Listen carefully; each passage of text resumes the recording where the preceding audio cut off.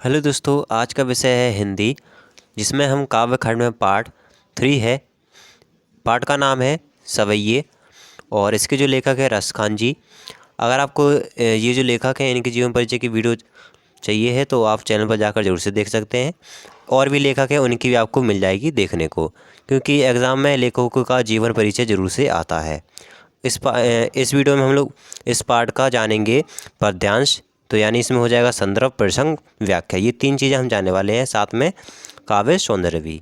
ठीक है, तो जो पहला पद्यांश है आपकी स्क्रीन पर दिख रहा होगा।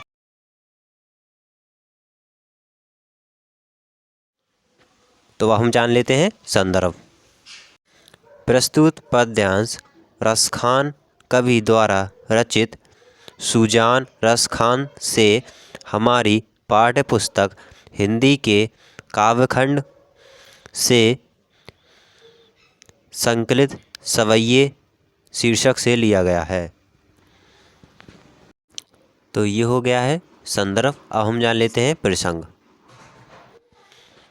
प्रस्तुत सवैया में रसखान कवि का श्री कृष्ण और उनसे जुड़ी वस्तुओं के प्रति लगाव प्रकट करते हुए और वे श्री कृष्ण की निकटता प्राप्त करने की तीव्र कामना व्यक्त करते हैं। तो ये हो गया है प्रसंग। अब हम जान लेते हैं व्याख्या। कृष्ण की लीला भूमि ब्रज के प्रति अपना लगाव प्रकट करते हुए कवि रसखान कहते हैं कि हे भगवान, मृत्यु के पश्चात यदि मैं अगला जन्म मनुष्य के रूप में लूँ तो मेरी इच्छा यह है कि मैं ब्रज भूमि में ग्वालों के बीच में निवास करूं। यदि मैं पशु बनूं तो इसमें मेरा कोई वश नहीं है, फिर भी मैं नंद बाबा की गायों के बीच चराना चाहता हूँ। यदि मैं पत्थर बनूं तो उसी गोवर्धन पर्वत का पत्थर बनूं जिसे आपने यानी श्री कृष्ण ने अपनी उंगली पर उठाकर इंद्र का घमंड चूर किया था, गोकुल वासियों की रक्षा की थी और उन्हें जलमग्न होने से बचाया था। यदि मैं पक्षी बनूं तो उसी कदम्ब के वृक्ष पर मेरा बसेरा हो जो यमुना के किनारे है, जिसके नीचे श्री कृष्ण रास रचाया करते थे, अर्थात वे हर रूप में अपने आराध्याय श्री कृष्ण के ही समीप रहना चाहते हैं। तो ये हो गई पहले वाले पद्यांश की व्याख्या। तो अब हम जान लेते हैं इस पद्यांश का काव्य सौंदर्य। तो काव्य सौंदर्य होगा, भाषा हो जाएगी इसमें ब्रज, गुण हो जाएगा इसमें प्रसाद, छंद हो जाएगा इसमें सवैया, रस हो जाएगा भक्ति एवं शांत, शैली हो जाएगी मुक्तक, अलंकार हो जाएगा अनुप्रास अलंकार। ये हो गया काव्य सौंदर्य। अब हम जान लेते हैं दूसरा पद्यांश, जो कि आपकी स्क्रीन पर शो हो रहा होगा। तो अब हम दूसरे पद्यांश की जान लेते हैं संदर्भ। तो संदर्भ इसमें पूर्ववत हो जाएगा। संदर्भ में कोई बदलाव नहीं होगा, केवल प्रसंग और व्याख्या और थोड़ा बहुत काव्य सौंदर्य में ये सब हो जाता है। तो अब हम जान लेते हैं प्रसंग। तो इसका प्रसंग होगा, प्रस्तुत सवैया में कवि रसखान जी ने श्री कृष्ण के बाल रूप का अत्यंत सुंदर एवं सजीव चित्रण किया है। श्री कृष्ण के रूप सौंदर्य पर मोहित होकर एक गोपी दूसरी गोपी से उनकी सुंदरता का वर्णन करती है। कवि रसखान कहते हैं कि एक सखी दूसरी सखी से कहती है कि हे सखी, श्याम वर्ण के कृष्ण धूल से भरे हुए अत्यंत सुशोभित व आकर्षण लग रहे हैं। ऐसे ही उनके सिर पर सुंदर चोटी सुशोभित हो रही है।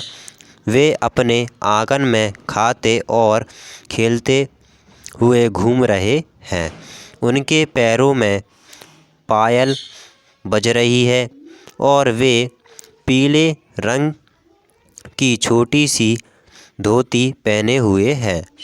कवि रसखान कहते हैं कि उनके उस सौंदर्य को देखकर कामदेव भी उन पर अपनी कोटि कोटि कलाओं को निछावर करता है।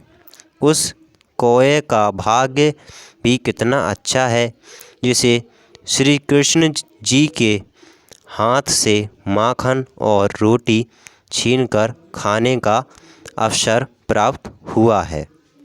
तो ये होगी दूसरे वाले पद्यांश की व्याख्या। अब हम जान लेते हैं काव्य सौंदर्य।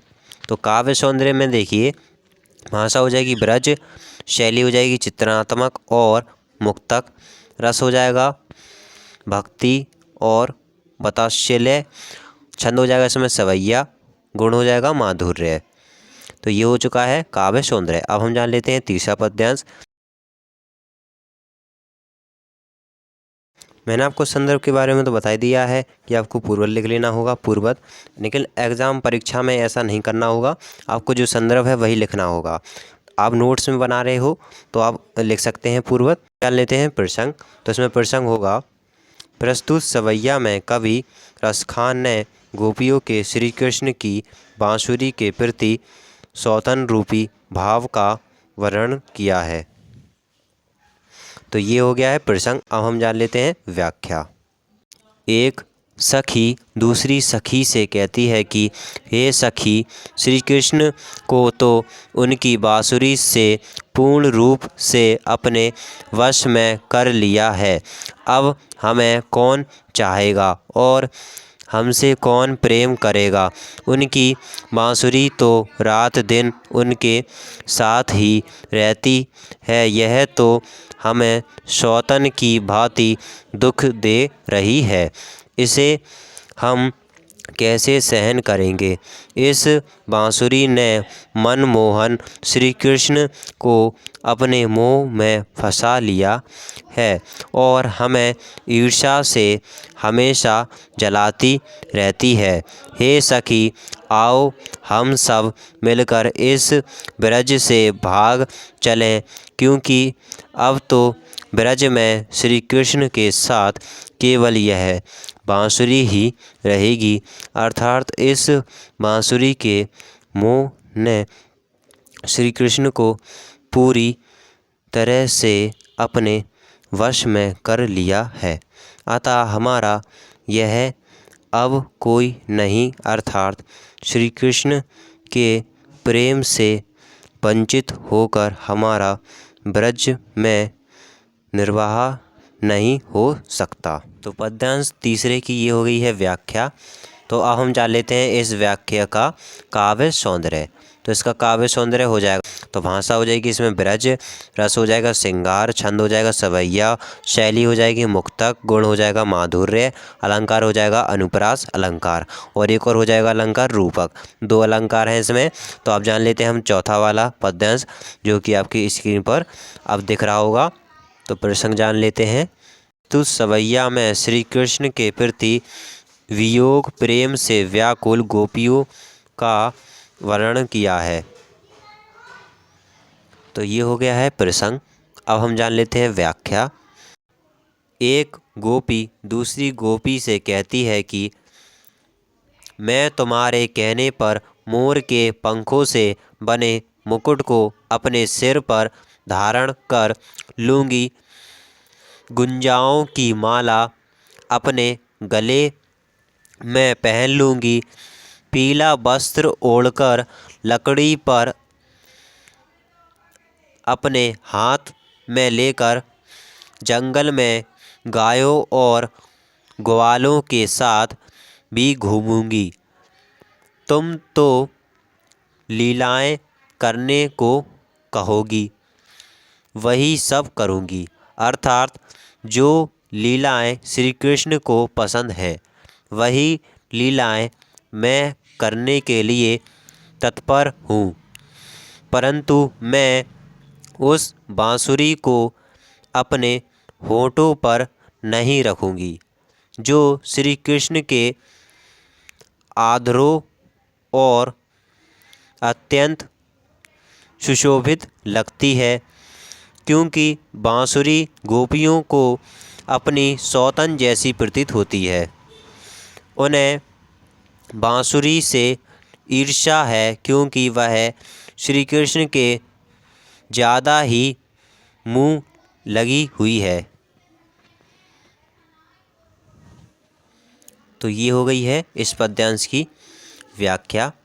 अब हम जान लेते हैं यानी इस पद्यांश का काव्य सौंदर्य। तो काव्य सौंदर्य होगा, भाषा हो जाएगी ब्रज, रस हो जाएगा श्रृंगार, छंद हो जाएगा सवैया, शैली हो जाएगी मुक्तक, गुण हो जाएगा माधुर्य। अलंकार इसमें दो हो जाएंगे, अनुप्रास अलंकार और यमक अलंकार। ठीक है, तो ये था जितने भी पद्यांश थे मैंने आपको इस पार्ट में इस वीडियो में बता दिए हैं। तो आशा करता हूँ कि आपको वीडियो पसंद आएगी। पसंद है तो लाइक कर दें और साथ ही चैनल को सब्सक्राइब कर दें। मिलते हैं ऐसे ही नेक्स्ट और पार्ट के साथ, उसमें और भी हम जानेंगे पद्यांश या जानेंगे उसमें गद्य खंड में भी। ठीक है, तो लेखों के जो मैंने आपको बताया जीवन परिचय जरूर से आते हैं परीक्षा में। तो मिलते हैं नेक्स्ट वीडियो में।